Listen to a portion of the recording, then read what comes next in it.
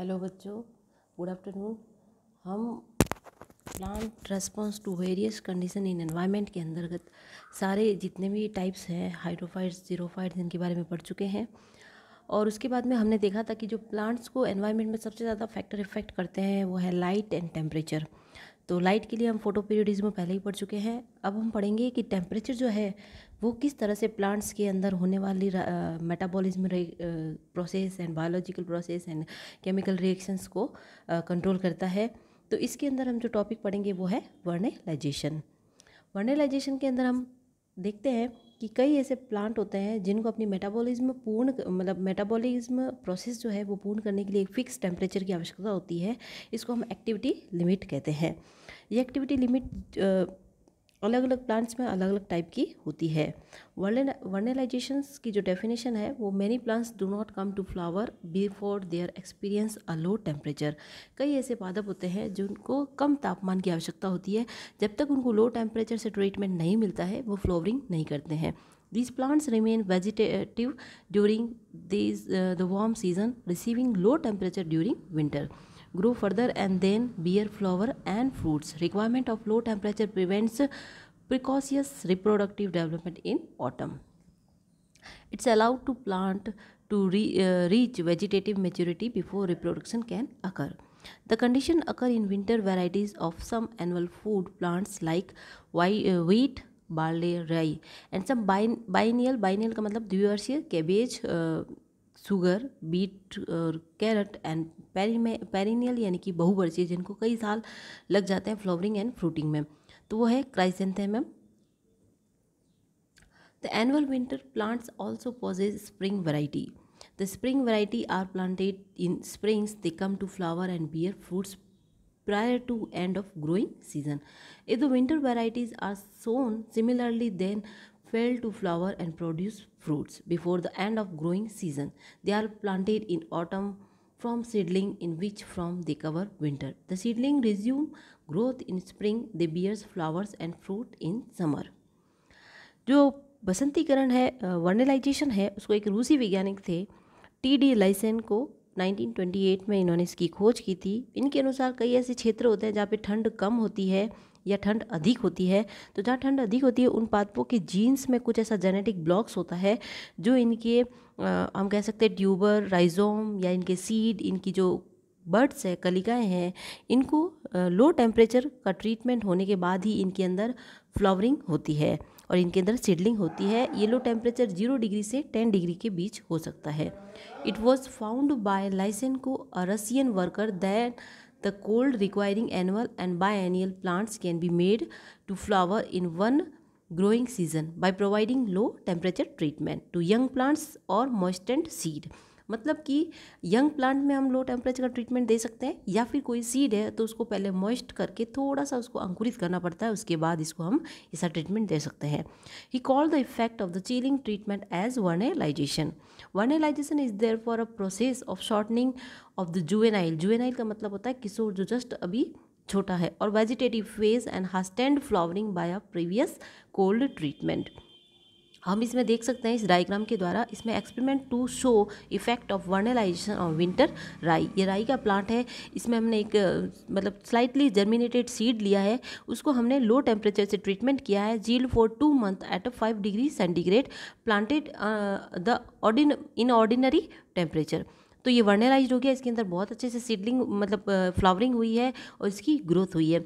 जो और एक और बीज जो स्लाइटली जर्मिनेटेड था जिसको हमने नो चिलिंग मतलब कोई ट्रीटमेंट नहीं दिया है, तो हम देख सकते हैं कि ये नॉट वर्नेलाइजेशन, इसके अंदर अच्छी सी ग्रोथ नहीं हुई है। तो इस तरह से हम वर्नेलाइजेशन का इफेक्ट अलग अलग प्लांट्स पे देख सकते हैं। अब साइट ऑफ वर्नेलाइजेशन, वर्नेलाइजेशन की साइट कौन सी है? जैसे हमने फोटो पीरियड्स में देखा था कि जो फोटोलाइट जो लाइट होती है, सनलाइट, उसको लीव्स परसीव करती है। तो the stimulus of vernalisation is perceived only by the meristematic cells. जो विभज्योतकी कोशिकाएं हैं उनके द्वारा ये ग्रहण किया जाता है, इसकी संवेदनाएं। एग्जाम्पल है सूट टिप यानी कि प्ररोह, शीर्ष embryo tips, root apex, developing leaves etcetera. फिर है रिक्वायरिंग ऑफ वर्नलाइजेशन। अब वर्नलाइजेशन की रिक्वायरिंग क्या क्या है? एक तो सबसे पहला low temperature. Low temperature require for vernalization is usually 0 degree to 5 degree centigrade. It is 3 degree to 17 degree in case of biennial henbane. अगर कोई ऐसा बायनियल यानी द्विवर्षीय प्लांट है तो उसमें ये वेरियस कर सकता है। बाकी जनरली 0 टू 10 डिग्री सेंटीग्रेड के बीच में हम इसको मानते हैं। लो temperature treatment should not be immediately follow by very high temperature. यानी कि ऐसा बिल्कुल नहीं होना चाहिए कि हमने उसको लो टेम्परेचर से ट्रीटेड किया है और उसके बाद हम डायरेक्टली उसको बहुत ज़्यादा हाई टेम्परेचर में ले गए लाइक 40 डिग्री सेंटीग्रेड, तो इस तरह से वो वर्नलाइज्ड नहीं होगा। तो ये कंडीशन फिर रिवर्स चली जाएगी और इसको हम डीवर्नलाइजेशन कहते हैं। Period of low temperature treatment बहुत आवश्यक है कि कितने पीरियड में हम उसको लो टेम्परेचर ट्रीटमेंट दे रहे हैं। It varies for a few hour to a few days. Activity dividing cell की वर्नलाइजेशन देने के बाद जो सीड है वो कैसा होना चाहिए? वो ड्राई नहीं होना चाहिए क्योंकि उसके अंदर डिवाइडिंग सेल एक्टिव होनी चाहिए। तो इसके लिए जो सीड है उसको थोड़ा सा स्लाइटली जर्मिनेट होना चाहिए या मॉइस्ट होना चाहिए। The seed must be germinated so that they contain an active embryo. For this the seed are moistened before exposing them to low temperature. In whole plants an active meristem is required. Water तो सबसे ज़्यादा ज़रूरी है। Proper protoplasmic hydration यानी कि उसकी metabolic जो process है सारी वाटर पे डिपेंड करती है। तो proper protoplasmic hydration is the must for perceiving the stimulus of vernalization. Then aerobic respiration, इनके अंदर एरोबिक रेस्पिरेशन होना चाहिए। प्रॉपर नरिशमेंट यानी उसको पोषण जो है वो बिल्कुल अच्छे से मिलना चाहिए। मैकेनिज्म ऑफ वर्नलाइजेशन, वर्नलाइजेशन की जो मैकेनिज्म है वो किस तरह से, तो उसको 3 टाइप्स में बांटा है। The stimulus receiving by the actively, यहाँ पे हम इंपॉर्टेंट चीज़ जो है वही पढ़ेंगे। The stimulus received by the actively dividing cells of shoot और embryo tip travel of all parts of plant and prepare to it to the flower. The stimulus has been named as वर्नेलिन। कि vernalization से इस जो plant का suit है या embryo tip है, suit tip है, उसके अंदर एक हार्मोन एक्टिव हो जाता है, एक सब्सटेंस एक्टिव होता है जिसको हम हार्मोन भी कह सकते हैं। वो वर्नेलिन नाम है और वर्नेलिन जो है वही वर्नलाइजेशन प्रोसेस के लिए रेस्पॉन्सिबल है। वर्नेलिन को मेल्किस नाम के एक साइंटिस्ट ने खोजा था।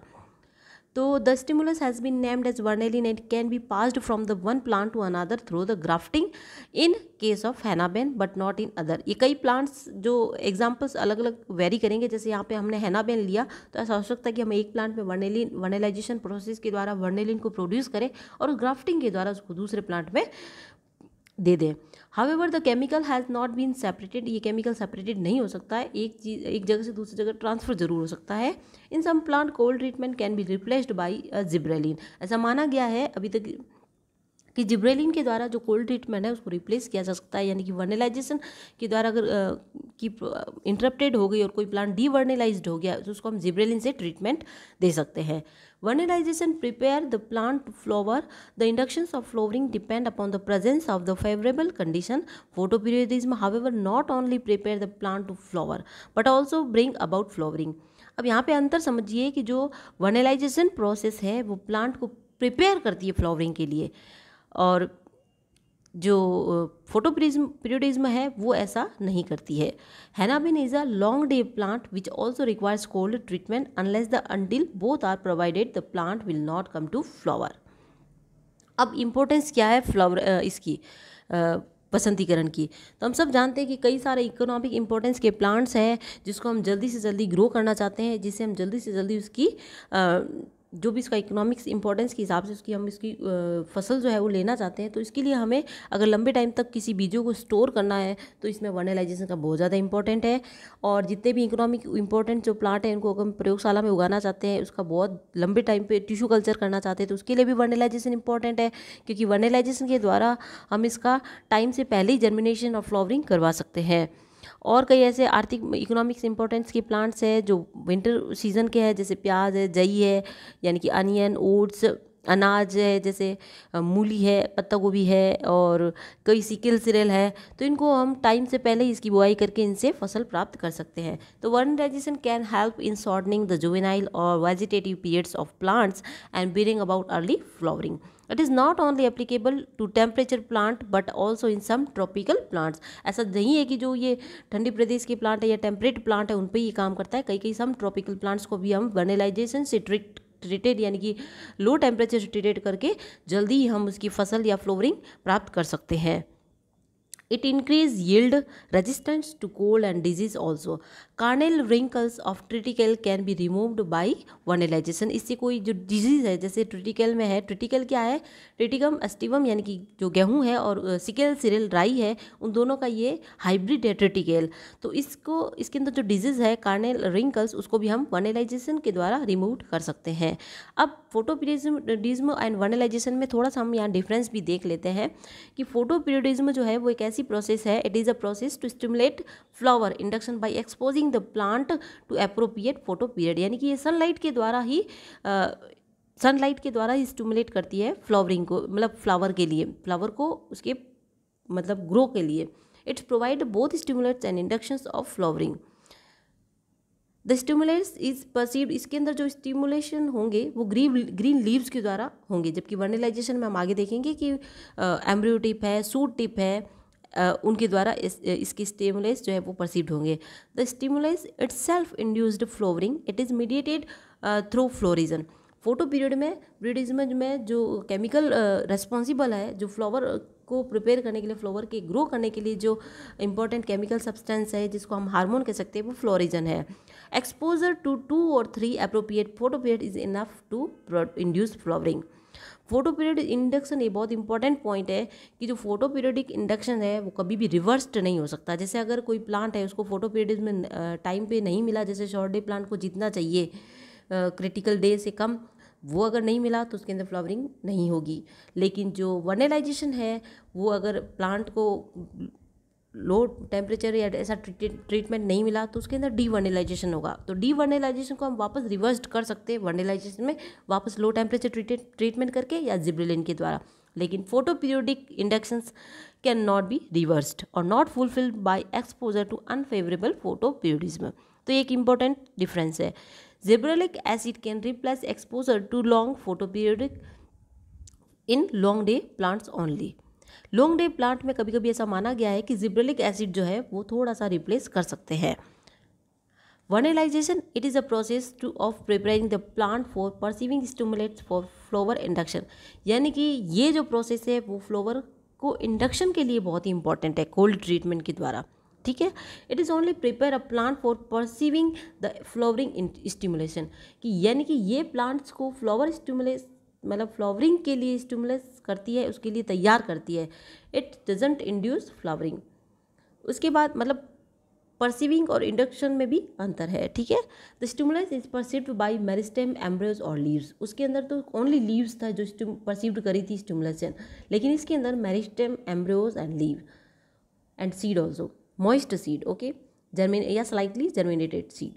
The stimulus itself doesn't induce flowering. It must be followed by appropriate photoperiod and temperature.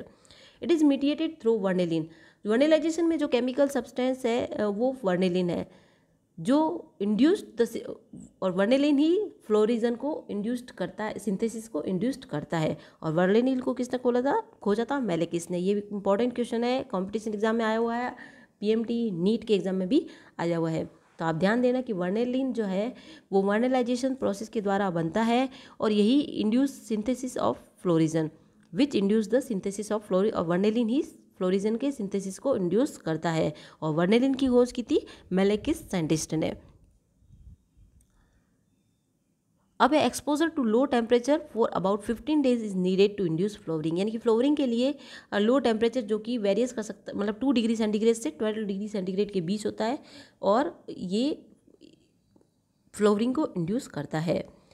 विस्कोसिन जो एक यूनिवर्सिटी है उसके कई सारे बॉटनिस्ट ने मिलकर एक नया जीन खोजा है विन3, जो कि उस विश्वविद्यालय या यूनिवर्सिटी के बायोकेमिस्ट प्रोफेसर रिचर्ड एकोसिन के अनुसार विन3 जो पौधों में एक प्रणाली का हिस्सा है जिसके द्वारा शीतकाल को हम नापते हैं कि उसके अंदर कितना शीतकाल चाहिए।